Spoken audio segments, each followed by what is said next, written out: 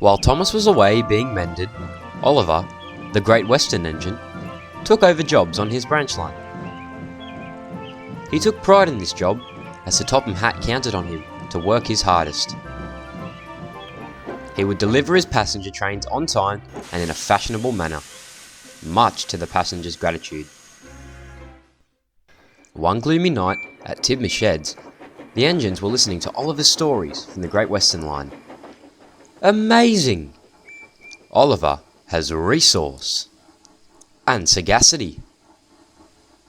What does that mean, Edward? I think it means intelligent and wise. Unfortunately, Oliver let this go to his head.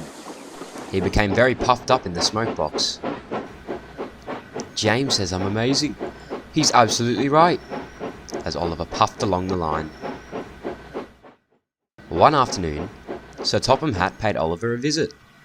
I commend you for your efforts so far, Oliver. You must learn now how to handle freight cars. All wise engines know about freight cars. They can be obnoxious and troublesome.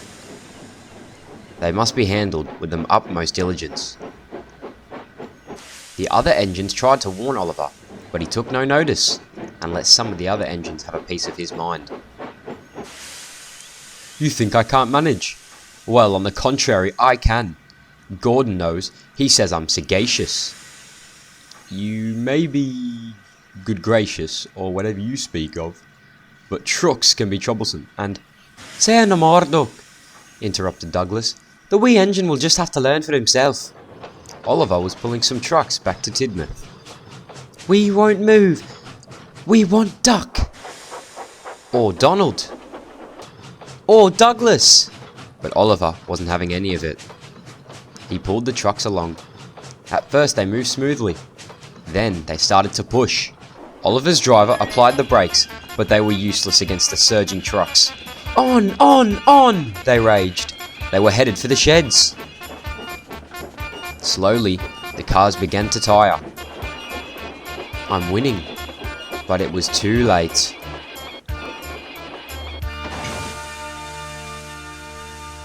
Oliver lay bruised and bemused in the turntable.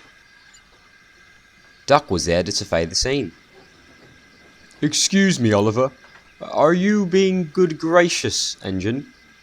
Beg pardon, but Sir Topham Hatt won't like this sort of surprise in his turntable. And that he didn't. Oliver was hauled to safety by the time night fell. I'm sorry, sir. I was being silly. I don't feel good gracious or whatever it is. I just feel foolish. Indeed, Oliver. Now you know the damage that trucks can cause. Yes, I know. I'm truly sorry, sir. You will be sent to the works and shall return in a couple of days. And he did. Oliver had learnt his lesson and came back a shinier and smarter engine. He never tried to be too sagacious again.